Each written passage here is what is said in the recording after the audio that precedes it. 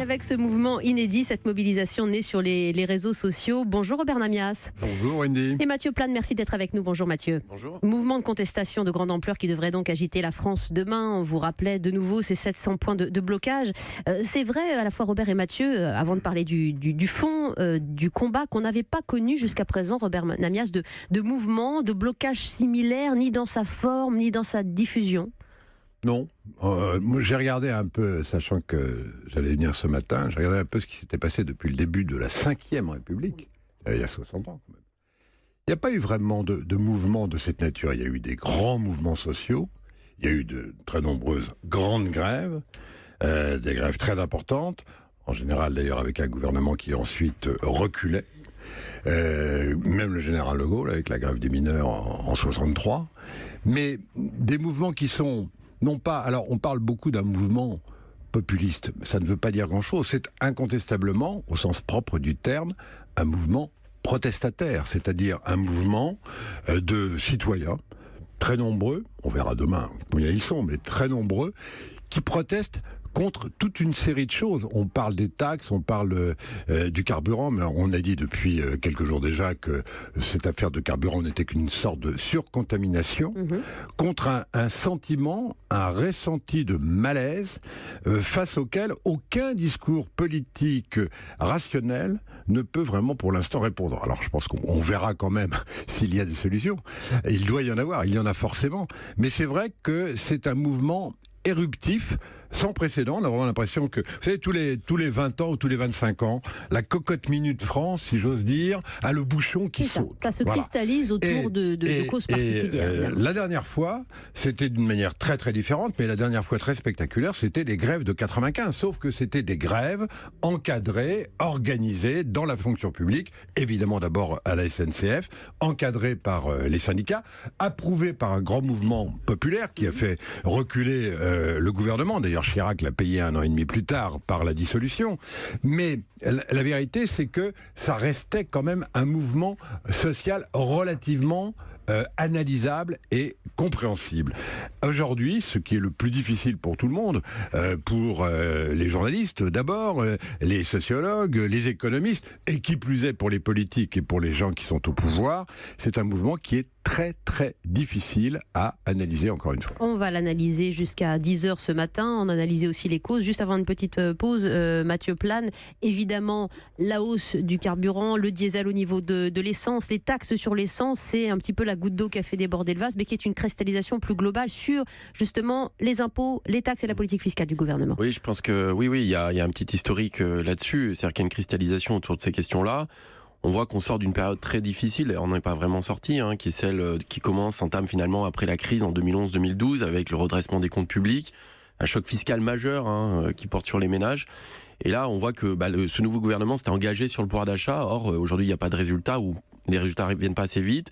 Et pour le moment, beaucoup des ménages français ont vu surtout les hausses de prélèvements et pas encore les baisses qui sont censées venir. Donc je pense qu'il y a aussi ce décalage fiscal qui crée une incompréhension et surtout un espèce de ras-le-bol. Même si la facture globale de la hausse du prix de l'essence n'est pas si conséquente que ça. Quand on fait les comptes, Mathieu Plane, vous les avez faits aussi, ou mensuellement ou annuellement, ça correspond à quoi? Si, c'est conséquent en moyenne, c'est-à-dire que la partie des taxes n'est pas si conséquente que ça. C'est important, mais ça représente à peu près un tiers de l'augmentation de la hausse des prix de l'énergie, en tout cas des carburants dans la globalité. C'est-à-dire que les deux tiers sont quand même liés à la matière première, à l'augmentation. Donc il y a eu ce double effet qui a joué, c'est-à-dire qu'il y a eu à la fois la hausse des prix de l'énergie même, la hausse du prix du baril de pétrole, plus les taxes. En fait, il faut savoir que ces taxes-là ont commencé à augmenter à partir de 2015 avec la loi de transition énergétique, mais qu'elles ne se sont pas vues parce que les prix du baril de pétrole avaient baissé. Or là, on cumule les deux, hausse des prix de l'énergie, la matière brute, plus les taxes, et donc effectivement, ça a des montants assez importants quand même, parce que sur une année,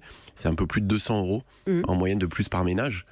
Prélevé sur le carburant. Et c'est la réforme de trop, ou en tout cas la politique en plus qui ne passe pas. Voilà pourquoi aujourd'hui le gouvernement multiplie les signes à destination de cette population en colère. Édouard Philippe sera ce matin notamment dans l'Essonne pour défendre la prime à la conversion que veut renforcer le gouvernement pour aider à acquérir des véhicules moins polluants.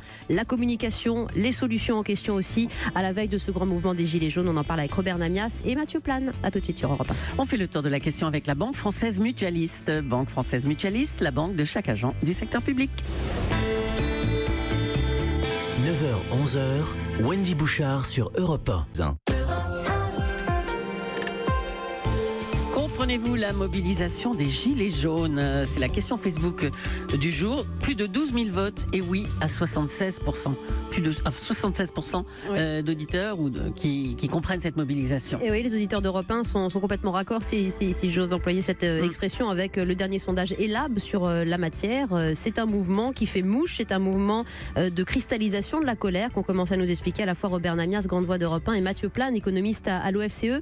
Je voudrais en apprendre un peu plus pour vous, chers auditeurs, avec le sociologue et directeur de recherche CNRS au CEVIPOF, Jean Viard, qui est avec nous.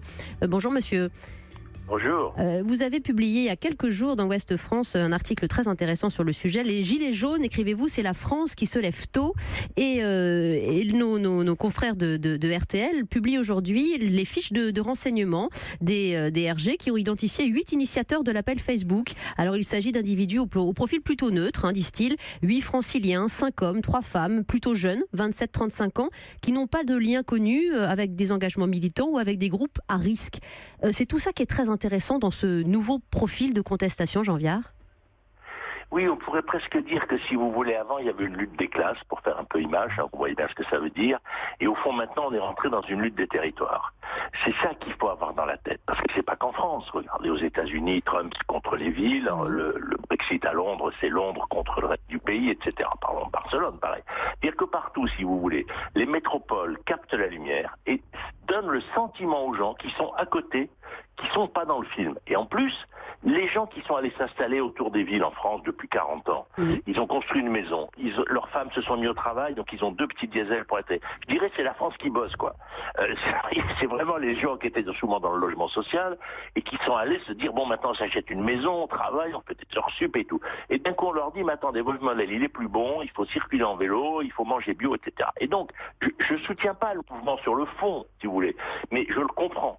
C'est ça que je veux dire. C'est-à-dire que cette France-là, pour l'instant, le gouvernement du président Macron n'arrive pas à la cerner, et donc les 80 km/h ont été un déclic, là c'en est un deuxième, et chaque fois la mesure peut être bonne, mais c'est l'empilement des mesures. Vous voyez, quand on a fait le 80 km/h, on aurait pu le faire en même temps que les villes, on les a passées de 50 km à 60 il y a quelques années, on enlève 10 km à tous les Français. Vous voyez, on aurait pu avoir des politiques horizontales, de façon à ce qu'on ait un sentiment d'égalité. Oui, au lieu de quoi on a un empilement de contestations. Jean Viard, on en parlait tout à l'heure avec Mathieu Plane, la hausse de la CSG, les cadeaux aux plus riches, l'histoire du diesel, du carburant, les radars, on mélange un peu tout aussi. Si vous voulez. Oui, après, il y a un déclencheur, si vous voulez. Et en plus, le prix de l'essence n'est pas fixé que par le gouvernement. Mais en plus, quel est l'objectif? Excusez-moi, est-ce que c'est qu'on passe du diesel à l'essence? Moi, j'avais compris ça. Ça veut dire, à ce moment-là, on augmente le diesel, mais on n'augmente pas l'essence. Et il se trouve qu'on augmente aussi l'essence. Donc les gens ont l'impression d'être comme une souris dans un bocal. C'est-à-dire, ils tournent la tête de tous les côtés, ça marche pas. Et en plus, n'oublions pas que le diesel, vous faites une émission. Le Premier ministre, aujourd'hui, est à l'endroit où on contrôle normalement les pollutions des voitures. Ça fait 10 ans on nous arnaque avec les diesels, Volkswagen, les scandales, etc. Donc d'un côté, on a tendance à dire, d'abord fabriquez-nous des objets techniques qui polluent moins. Jean Viard, je ne sais pas si vous pouvez bouger un tout petit peu avec votre téléphone, on vous entend un petit peu moins bien. Je reprends un des profils des 3 grands contestataires qui ont lancé ce mouvement. Elle s'appelle Priscilla Ludowski, vous l'avez peut-être vue sur différentes télés, elle a 32 ans, Savigny-le-Temple, c'est son lieu de résidence. Et en fait, elle a lancé une pétition qui maintenant avoisine les 900 000 signatures, parce qu'elle se posait des questions sur les tarifs de l'essence. Pourquoi le prix du carburant grimpe aussi rapidement? Est-ce que les taxes vont vraiment à la transition énergétique? Donc c'était une citoyenne lambda, j'allais dire, et qui se posait des questions, comme tout citoyen peut demander des comptes aux politiques aussi. Le mouvement, il n'est pas né, je veux dire, d'une volonté de faire valdinguer le gouvernement, mais simplement de comprendre. Oui, ça, c'est intéressant. Et puis, si vous voulez, reconnaissons que le gouvernement était extrêmement mauvais en communication. Que ça soit maintenant qu'il augmente la prime pour changer de voiture, il aurait dû le faire au même moment. C'est-à-dire, le problème, c'est qu'il faut que les gens ils peuvent agir. Regardez le tri des poubelles. Les gens le font. Changer leur voiture essence pour un diesel. Ils y sont prêts. Mais comment je fais? Et si vous voulez, je trouve qu'on n'est pas assez dans le pratique pour ces gens de milieu modeste qui sont dans le grand périurbain. C'est pas les plus défavorisés des Français. Et en plus, ils ont des loyers relativement bas par rapport au centre. Donc si on regarde leur revenu monétaire, on va dire, une fois payé le loyer, ils ont un revenu monétaire supérieur aux gens des centres-villes. Donc c'est pour ça qu'il faut faire attention. Mais effectivement, on ne leur donne pas de chemin pour agir. Et donc, si vous voulez, du coup, ils ont l'impression qu'on les emprisonne. Et ils ont un mouvement de révolte dans une société numérique. Attends, on verra aussi combien il y a de gens dans les rues. Mais Bien ce qui sûr, est clair, bien sûr. Mais en tout cas, ça s'est diffusé sur Internet de manière absolument inédite. Et Robert Namias le rappelait. Là, on n'est pas dans le pouvoir de la rue, on est mais dans le les pouvoir radios virtuel. aussi le diffusent énormément alors qu'il ne s'est encore rien passé. Donc on pourra en discuter beaucoup, si vous voulez, sur C'est qu'est-ce vrai. que c'est que l'information et la communication. Mais en tout cas, ce qui est vrai, c'est que là, il y a un sentiment des gens d'être prisonniers. Ils sont pas forcément contre la hausse des gasoils. Ils sont en généralement plutôt pour l'évolution écologique. Donc c'est compliqué. On met déjà la dame qui avait lancé le mouvement. Je crois qu'elle, dans son métier, elle est bio, quoi. Oui. Donc si vous voulez, simplement, c'est que les gens ont l'impression d'être emprisonnés dans des logiques qui ne leur sont pas claires. Et ils voient où on veut aller, mais ils ne voient pas en quoi ça fait un chemin et en quoi l'argent qu'on va leur prendre en plus va servir à y aller vraiment. Et qu'est-ce qu'ils peuvent faire eux? Oui. Les gens ont besoin de choix. Et je Alors. pense que le gouvernement gère la France comme une grande administration. Je veux bien que vous restiez avec nous si vous avez encore la possibilité. 3 petites minutes, Jean-Viard. Juste après la pause, on se retrouve. J'aurais fait réagir à vos propos Robert Namias, Mathieu Plane, pour revenir sur les motifs de la contestation, les raisons de la colère et le gouvernement qui semble inquiet aussi vis-à-vis de ce mouvement sans leader, pas organisé. Quand Clou le disait tout à l'heure, il y a le bordel organisé, puis il y a le bordel bordélique. Là, on y est peut-être demain avec ces 700 points de blocage. À tout de suite sur Europe 1. Et avec vos appels au 3921, si vous comprenez cette mobilisation, si vous participez demain à cette contestation, n'hésitez pas à nous appeler. Le standard est ouvert, cher Joly. 9h-11h, Wendy Bouchard sur Europe. Jusqu'à 10h, nous parlons du mouvement des Gilets jaunes qui appelle à des blocages dans toute la France demain pour dénoncer la hausse des carburants. Wendy Bouchard. On vous expliquera pourquoi Gilets jaunes dans un instant. Nous sommes avec Robert Namias, Mathieu Plane de l'OFCE, le sociologue Jean-Viard qui vient de nous expliquer qu'il y avait ce ras-le-bol manifeste autour des impôts, des taxes et aussi cette lutte des territoires. Et vous souhaitiez revenir sur cette distinction entre Paris et la province, justement, Robert Namias. Oui, parce que je crois que c'est vraiment le cœur de ce qui se passe aujourd'hui et qui n'est pas simplement un fait ponctuel dû encore une fois à l'augmentation des taxes ou au prix du diesel. Je crois que c'est beaucoup plus profond, beaucoup plus ancien et que ça a été considérablement aggravé par le pouvoir actuel, c'est-à-dire le divorce entre ce qu'on appelait il y a 30 ou 40 ans, alors on considérait, mais c'est un beau nom, ce qu'on appelait la province, et puis la capitale au sens le plus large, c'est-à-dire la région parisienne. Et maintenant, c'est entre finalement les quelques très grandes villes, Marseille, Lyon, Paris, accessoirement Bordeaux, Lille et quelques autres, et puis le reste de la France. Mais le reste de la France, c'est 45 millions d'habitants contre 15 millions ou 50 millions contre 10 millions. Et ça, c'est une situation qui effectivement a été considérablement amplifiée par le gouvernement Macron depuis un an. Ça existait déjà. Parce qu'il délocalise beaucoup, ce Matignon en sentiment province, par d'être exemple. mal aimé, Oui. d'être délaissé, vrai ou faux, d'être ignoré même au quotidien et d'être même méprisé, on a parlé de l'arrogance du pouvoir exécutif, a été singulièrement amplifié, y compris la première année, après le vote sur la loi travail, le vote sur la réforme de la SNCF, où on a eu l'impression que le pouvoir lui-même, enivré de lui-même, pensait qu'il allait pouvoir réformer ce pays, peut-être encore une fois, à juste titre pour la plupart des mesures, mais finalement sans l'assentiment du peuple et sans l'assentiment des Français. Voilà. Et cet manque d'assentiment, il se ressent profondément aujourd'hui. Voilà pourquoi Emmanuel Macron dit qu'il n'a pas réussi à réconcilier on le paye tous collectivement, les Français et les élites. Et on paye effectivement ce divorce qui, encore une fois, date de plus loin, mais qui a été considérablement accru depuis un an. On le paye par cette espèce c'est une jacquerie informe qui peut-être ne débouchera sur rien. Peut-être qu'on parle d'un mouvement qui n'aura aucune ampleur demain. On n'en sait absolument rien. Ce qui est sûr, en tous les cas, c'est que ce divorce-là dont Macron semble avoir pris d'ailleurs conscience, notamment dans sa dernière intervention. Oui. Il va falloir beaucoup de temps pour y mettre un terme et gommer ce divorce entre ce qu'on appelle aujourd'hui les territoires et Paris. Et Jean Viard, d'ailleurs, tous les ministres montent au créneau en disant aujourd'hui, on entend ce cri de colère, on comprend, on entend. C'était pas tout à fait le discours il y a 15 jours où Macron disait bon, c'est un blocage, on sait pas trop ce qui est cristallisé dans l'histoire, bloqué pour bloquer. Mais Robert Namias a employé un terme important, c'est la jacquerie, la contestation populaire qui peut faire beaucoup de mal. Et l'histoire française nous l'a prouvé, Jean Viard. Oui, mais si vous voulez, bien sûr, je suis d'accord avec ce que vous venez de dire, mais ce mouvement a été accéléré depuis qu'on est rentré dans la révolution numérique, si vous voulez. Parce qu'en gros, prenez les 8 métropoles françaises, c'est 61% du PIB, ça concentre les CDI, ça concentre les emplois créatifs. Alors dans la vraie vie, tout le monde est sur la toile. Et l'Aubrac se développe à toute vitesse, Figeac aussi. Mais si vous voulez, on a tous le sentiment que les métropoles ont capté la force et la lumière. Et le problème du gouvernement actuel, c'est quand ils sont arrivés aux affaires, on pourrait dire qu'ils n'étaient pas au courant. Ils ont été élus sur autre chose, ce sont souvent des jeunes gestionnaires, et au fond, cette question de la rupture territoriale qui aurait dû être au cœur de l'action publique, ils l'ont marginalisée. Ils ont dit, oui, les élus sont de droite, les grandes associations d'élus, il y avait ça aussi. Mais si vous voulez, ils n'ont pas vu que partout dans nos sociétés, on est rentré en conflit entre les grandes villes. Trump n'est pas élu dans les grandes villes. Le Brexit n'est pas à Londres. Et donc, cette question, elle est de toutes les sociétés développées. Simplement, au lieu de se rendre compte que c'était une ligne de fracture centrale accélérée par la révolution numérique, ils ne l'ont pas vu. Alors, l'intérêt de ce mouvement, à mon avis, c'est que s'ils n'en prennent pas conscience cette fois-ci, ils sont morts. C'est-à-dire qu'effectivement, s'ils ne comprennent pas qu'il faut qu'ils fassent des politiques horizontales de solidarité entre les gens et les métropoles, que justement, ça ne soit pas sans arrêt qu'on vous mette des barrières supplémentaires entre chez vous et votre lieu de travail, mais au contraire qu'on vous ouvre des voies de réflexion. Oui, je vais prendre un exemple, et puis après, il faut que je me somme un exemple. Moi, j'attends à ce que les départements qui n'ont pas d'université aillent construire des cités universitaires dans les villes universitaires pour leurs jeunes. C'est-à-dire qu'on ait des politiques horizontales qui tiennent compte de la vraie vie des gens. Merci Jean Viard. Et alors ils sont morts s'ils ne tiennent pas compte de cette contestation. Très bien, on va voir si les mesures et les solutions invoquées et mises sur la table par le Premier ministre notamment suffiront à calmer la grogne. Lionel, Anthony, Marina arrivent au standard, je leur donne la parole. Ils veulent réagir à ce ras-le-bol fiscal. Gilets jaunes pour la plupart d'ailleurs, au 39-21. Julie, on les attend.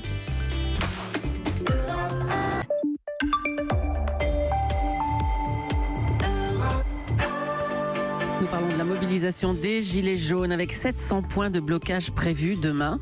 Nous sommes avec le journaliste Robert Namias, ancien directeur de la rédaction de TF1 et Grande Voix d'Europe 1, et Mathieu Plane, économiste à l'OFCE. C'est un sujet qui vous passionne. On a posé la question sur Facebook. Comprenez-vous la mobilisation des Gilets jaunes? Vous êtes 76% à répondre oui. Vote massif sur la page Facebook d'Europe 1. Et Marina, Lionel, Didier, Guy, Anthony nous ont rejoint maintenant au standard. Je vous donne la parole, madame et messieurs, dans quelques secondes. Le temps de faire réagir Mathieu Plane sur ce que peut faire le gouvernement en l'état.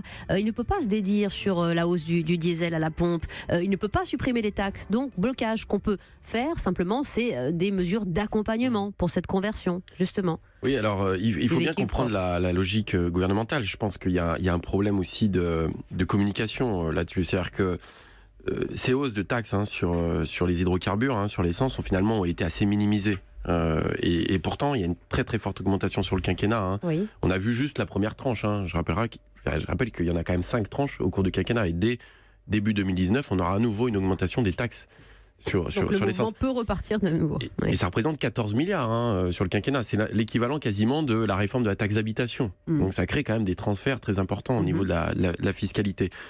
Et c'est vrai que pour beaucoup, c'est pas vu comme une mesure vraiment écologique, mais plutôt une mesure contre le pouvoir d'achat. C'est-à-dire que les gens sont peut-être prêts à la transition énergétique, mais c'est vrai que cette hausse de fiscalité est utilisée pour d'autres choses, et notamment les baisser d'autres impôts par ailleurs. Et c'est vrai que les grosses mesures qui ont été prises, enfin en tout cas sur 2018, c'est essentiellement la réforme de la fiscalité du patrimoine et la réforme de l'ISF. Et c'est vrai que le sentiment d'inégalité peut être fort parce que les marges de manœuvre budgétaires aujourd'hui qui avaient en début d'année ont été surtout affectées pour les plus gros patrimoines.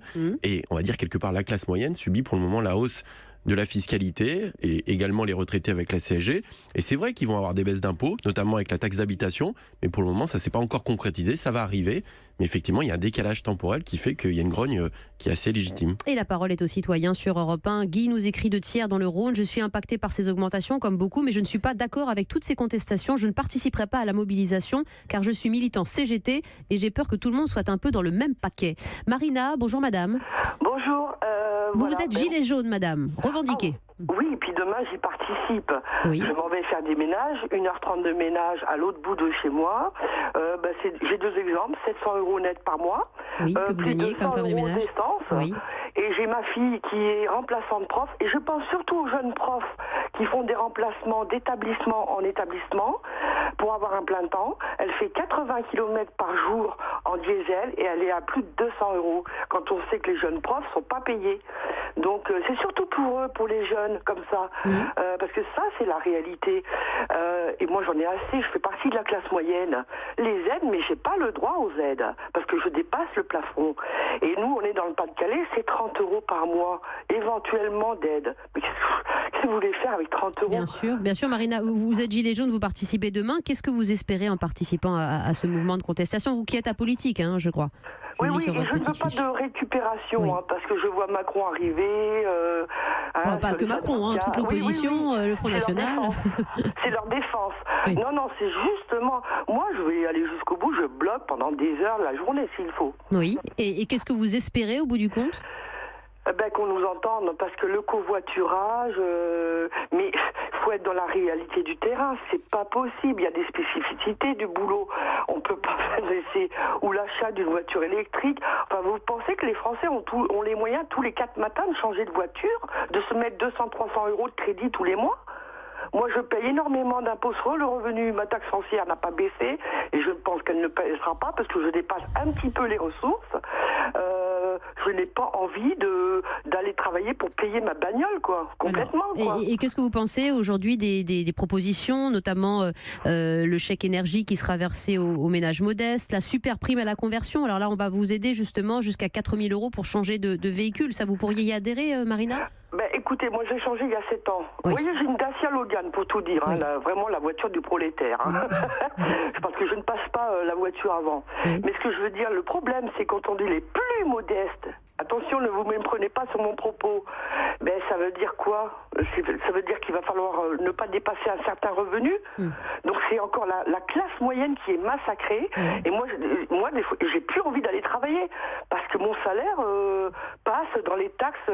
C'est un ras-le-bol général des taxes depuis 1 an. Marina, vous cristallisez exactement ce que disent nos invités. Ras-le-bol général pour cette auditrice du Pas-de-Calais. C'est effectivement un ras-le-bol général. Je pense que le gouvernement, justement, sur ces mesures fiscales, et notamment de la fiscalité écologique, il aurait dû soigner beaucoup plus l'accompagnement sur le pouvoir d'achat. C'est-à-dire qu'il aurait dû utiliser une partie des ressources pour des vrais investissements dans la transition énergétique, la rénovation des bâtiments pour qu'ils y dépensent moins, pour le renouvellement des voitures, ce qui a été fait. Mais on voit que, pour le coup, les 4 000 € sont extrêmement ciblés sur les ménages les plus modestes et qui feront au moins 60 km. Les ménages qui sont non imposables. Non imposables et qui font au minimum pour les 4 000 €, la surprime. Absolument. Et qui roulent donc plus de 60 km. En fait, très peu de personnes. C'est vraiment une niche. Voilà, donc c'est vraiment une niche, c'est plus symbolique. C'est vrai qu'il y a des mouvements sur le chèque énergie, etc. Mais globalement, cette erreur a été là-dessus. Je pense qu'ils ont sous-estimé la question du pouvoir d'achat sur la hausse de fiscalité écologique. Mathieu Plane, je vous donne la parole, ainsi qu'à Robert Namias qui réagira au propos de Marina. Kamal, Didier, Guy, Anthony sont également là pour réagir, pour nous donner leurs sentiments à la veille de cette grande mobilisation des Gilets jaunes que suivra Europe 1, évidemment. Demain, 700 points de blocage en France. Julie, vous pouvez réagir sur les réseaux sociaux également. C'est là d'où est partie justement cette contestation. Et oui, c'est avec le hashtag Europe 1. À tout de suite. 9h-11h, Wendy Bouchard sur Europe. Face à l'ampleur annoncée du mouvement des Gilets jaunes de demain, on peut se demander si la rue peut faire plier nos politiques. Oui. Wendy Bouchard. Avec Mathieu Plane de l'OFCE qui vient de s'exprimer, avec Robert Namias, grande voix d'Europe 1. Alors on disait évidemment responsabilité des médias dans ce mouvement, mais le mouvement est né sans nous, Robert. Toujours est-il que c'est vrai qu'on donne la parole à ceux qui ont été à l'initiative, mais parce que comme Marina, ils ont des choses du quotidien à mettre sur la table, ils veulent être entendus. Et pour l'instant, ces petites mesurettes du gouvernement ne les satisfont pas. La prime conversion disiez Mathieu Plane, c'est 100 000 à 4 000 euros la surprime. La conversion existe, mais pour les 4 000 euros, c'est ciblé sur il y a 100 000 ménages. potentiels. Bon, évidemment, tout le monde n'est pas éligible, Robert Namias. Non, mais je crois que la situation a ceci de très particulier, c'est que au fond, tout le monde a raison. Et je ne le dis pas pour concilier tout le monde, mais simplement parce que c'est la réalité. Le ras-le-bol généralisé, objectivement, quand on écoute tous ceux qui interviennent, il est justifié. Moi, je comprends que ceux qui interviennent et qui disent qu'ils gagnent 1500 euros par mois, 1300 euros par mois, 700 euros par mois et qu'ils ont 200-300 euros à dépenser pour simplement se déplacer, c'est absolument invivable. En plus, ils voient bien, contrairement à tout ce qui avait été dit, ils voient bien que leurs enfants vivent encore moins bien que eux. Alors que ça n'est pas dans la loi sociétale qui fait qu'on devrait toujours progresser. On ne progresse plus. Donc ce ras-le-bol, il est parfaitement justifié.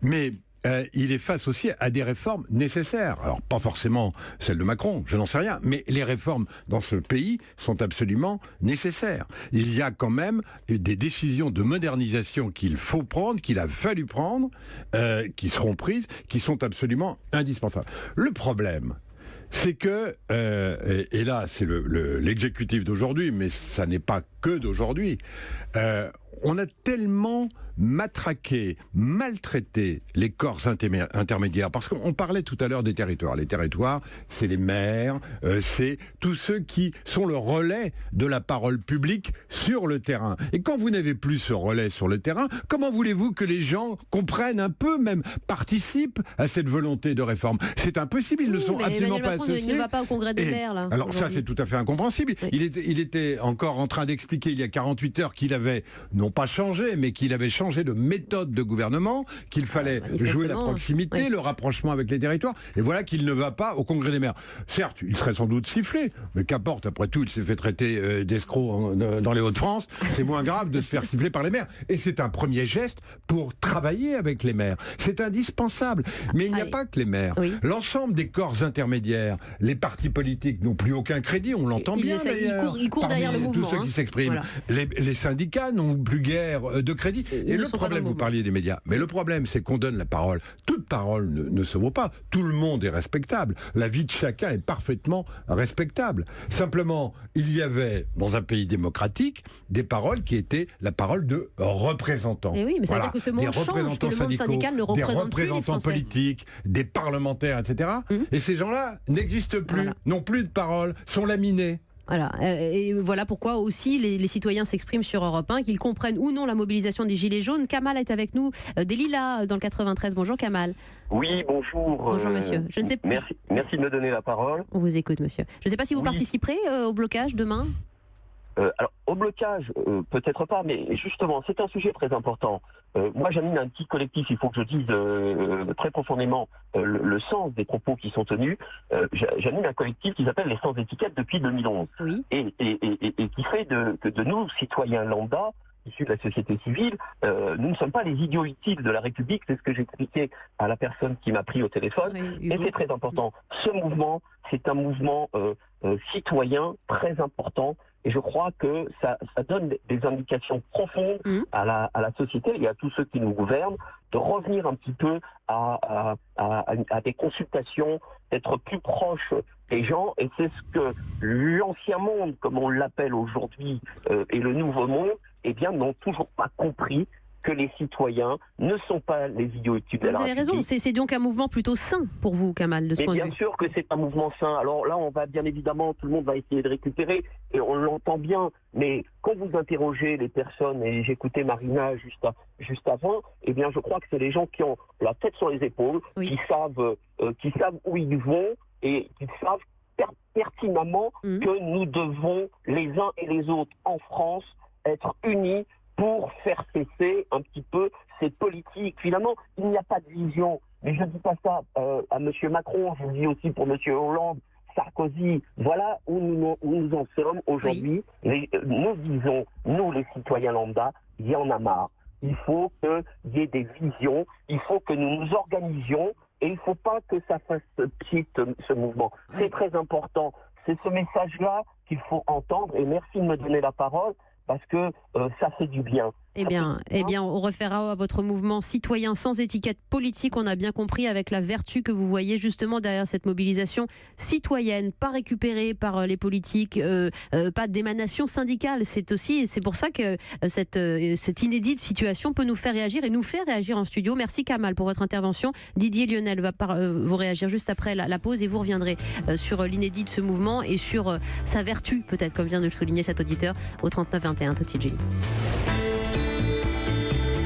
9h-11h, Wendy Bouchard sur Europe 1. Nous parlons de la mobilisation de demain avec ce gilet jaune, vous savez, ce vêtement obligatoire dans toutes nos voitures, vêtement de symbole et de ralliement. Oui. Et c'est pas la première fois qu'un vêtement devient le symbole d'une fronde. On se souvient tous des bonnets rouges récemment contre l'écotaxe. Il y avait aussi dans les années 30, Robert, les chemises vertes, c'est ça ?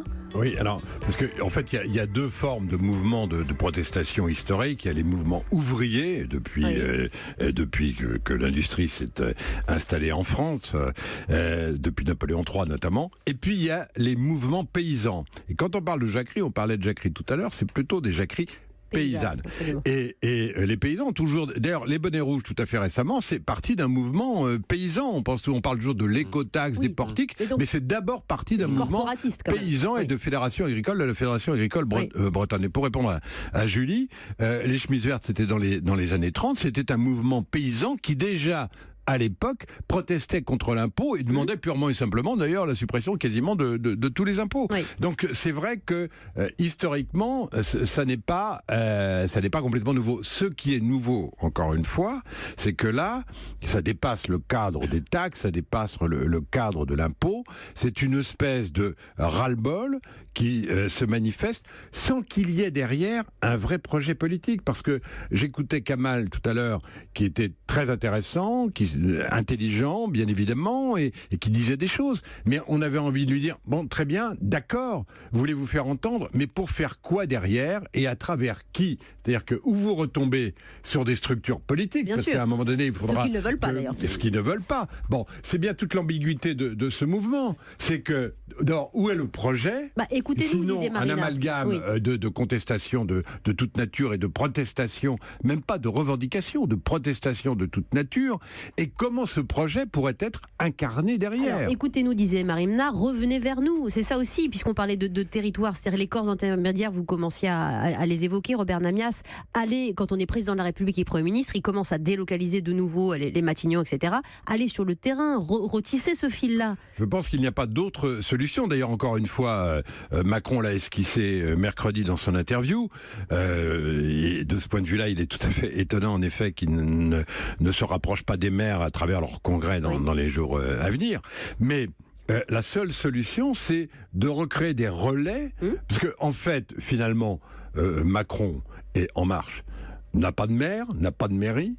Les parlementaires sont extrêmement nombreux, mais on leur a expliqué très longtemps qu'il ne fallait pas être dans leur circonscription, mais plutôt à l'Assemblée nationale. C'est-à-dire que tout ce tissu qui fait qu'il peut y avoir une adhésion populaire a été déchiré. La seule solution et la seule porte de sortie pour Macron, c'est au fil du temps, et il faudra beaucoup de temps, c'est de retisser ce lien. Mathieu Plane, avant Didier au standard. Oui, juste rapidement, il y a effectivement aussi dans la vision... macronienne, une forme de recentralisation de la politique économique. C'est que la décision est vraiment prise à l'Élysée, on le voit, d'ailleurs sur la taxe d'habitation, qui sera quand même une mesure de pouvoir d'achat pour les classes moyennes, mais qui n'a pas été encore ressentie parce qu'elle va arriver, en fait, va aussi détricoter, si vous voulez, les collectivités locales et notamment les communes, parce qu'elles n'auront plus le levier fiscal. La politique d'investissement aujourd'hui va être gérée plutôt au niveau de l'État, moins au niveau des collectivités locales. Et donc tous ces mouvements-là font qu'il n'y a pas de relais, effectivement, au niveau des territoires, et qu'il y a cette recentralisation avec une politique fiscale d'ensemble, mais qui n'est pas très lisible, qui est complexe. Et du coup, je pense que ça crée des sentiments de frustration, d'inégalité aujourd'hui. Et donc, il y a un manque d'éclaircissement en fait, de cette politique-là. Et c'est vrai que les communes, aujourd'hui, ne sont pas pro-Macron. En tout cas, elles ne comprennent pas la politique menée. C'est ça. Comprenez-vous la mobilisation des Gilets jaunes ? Les Français disent oui à 70%, les auditeurs d'Europe 1 à 76%, les catégories populaires à 85%. Alors, ce mouvement n'a pas eu lieu demain, mais ça monte. C'est un mouvement évolutif aussi dans les pensées. Didier est avec nous. Je ne sais pas si vous le soutiendrez. Vous êtes monsieur en Seine-Maritime. Bonjour à vous. Oui, bonjour. Je ne sais pas si vous y serez demain, par exemple, dans un de ces points de blocage. Est-ce que vous pensez en tout cas du sujet ? Non, je n'y participerai pas. Par contre, je soutiens, comment j'allais dire, le mouvement parce que moi je fais partie de ceux qui en ont ras-le-bol, d'abord en tant que citoyen, mais aussi en tant que responsable syndical. Moi je dis que là, et je tiens à vous le dire quand même, je trouve que les médias et les politiques jouent un jeu très dangereux. En se disant là, on peut se passer des syndicats, de certains partis politiques, je pense en particulier ceux de gauche. Nous, d'un mécontentement, on savait le structurer, on savait lui donner un contenu et le négocier. Ce qui se passe aujourd'hui, ça risque de partir dans tous les sens. Et je ne sais pas si vous mesurez la catastrophe qu'il peut avoir au bout. Mais Didier, on peut vous suivre là-dessus, mais le problème c'est que ça nous dépasse. Vous, syndicats, comme nous, médias, comme eux, politiques, on est tous concernés justement face à cet inédit mais justement, quand je vois toutes les émissions qu'il y a pu avoir sur les syndicats, est-ce que les syndicats sont encore nécessaires aujourd'hui, quand on en fout plein la tronche des syndicats, et puis d'abord il faut être militant syndical pour savoir ce que c'est que de subir l'action militante. Mais moi je vais vous dire une chose pour revenir sur le fond. C'est dangereux parce que quand tous ces gens-là débarqueront dans les locaux, il n'y a pas que les bureaux qui passeront par la fenêtre. Mesurez-le bien. Voilà, c'est un mouvement entièrement pacifique. On espère qu'il n'y aura pas trop de cassandements. Je peux vous dire que le mécontentement, je l'entends autour de moi. Les gens se lâchent et partout. Quand je vais faire mes courses, que ça soit la caissière, que ça soit les clients, tout le monde. Alors attendez, parce que Macron, c'est vrai, sa devise, c'est celle du baron von Krups. Il faut faire payer les pauvres, non pas parce qu'ils sont pauvres, mais parce qu'ils sont nombreux. À l'autre bout, vous avez des riches qui sont de plus en plus riches. Il y a une France qui s'appauvrit. On licencie des gens alors que les entreprises font des milliards de bénéfices. C'est des actionnaires qui s'en mettent plein les poches. C'est ça aussi où les gens en ont ras-le-bol. Et c'est tout ça qu'il faut qu'on mesure. Quant à l'écologie, moi je suis pour l'écologie. Le problème, c'est que si l'argent, si on poussait sur des études et tout ce qui s'ensuit pour justement renouveler, on parle des voitures électriques, demain qu'est-ce qu'on fera des batteries, comment elles vont recyclées. Si vous voulez bien, parce que l'émission se termine, mais je voudrais faire réagir Robert Namias à vos propos sur cette peur aussi, cette crainte. C'est vrai qu'un cortège syndical, il y a un service de sécurité, il y a une structure, c'est organisé, un encadrement. Voilà, c'est nouveau, on verra ce qui se passe demain, Robert Namias. Mais on entend bien on peut partager ce syndicaliste qui a un discours qui est le discours de la CGT. Et il a tout à fait raison de l'exprimer comme il l'entend. Simplement, la vraie question, c'est effectivement, il déplore que ce mouvement soit hors syndicat et hors parti. Sauf qu'il faut que chacun s'interroge sur les raisons pour lesquelles ça se passe hors syndicat et hors parti. Pourquoi les syndicats n'ont pas plus de représentativité, notamment dans le privé, etc. Pourquoi les partis politiques sont abandonnés? C'est une vraie question qui se pose à tout le monde, y compris à ce monsieur qui vient de prendre la parole. Et qui se reposera juste au terme de cette manifestation demain. Merci Robert Namias. Quelques secondes pour conclure, monsieur. Oui, juste un mot. Je pense qu'il faut quand même rester extrêmement vigilant sur ces questions de fiscalité, parce qu'il y a tout un séquençage sur le quinquennat qui va arriver. On n'en est qu'au début, et que ces sentiments d'inégalité, ou en tout cas de fiscalité qui n'est pas comprise, risquent de poser un certain nombre de problèmes. Je ne dis pas qu'à la fin du quinquennat, on ne soit pas à un prix du gazole qui soit autour de 2 € le litre, étant donné, je veux dire, le prix du baril aujourd'hui n'est pas très élevé et on est au début de hausse des taxes. Donc il va falloir être extrêmement pédago sur ces questions-là, si en tout cas on ne veut pas mettre un gros coup de frein à la transition énergétique, parce que là aujourd'hui, en fait, comme c'est abordé, les gens risquent d'être extrêmement méfiants sur ces questions-là. Merci Mathieu Plane de la FCE, merci Robert Namias et merci à Lionel qui réagissait d'Ille-et-Vilaine, de Pompéan. Je comprends cette focalisation sur les prix de l'essence, mais je pense que la mobilisation va plus loin.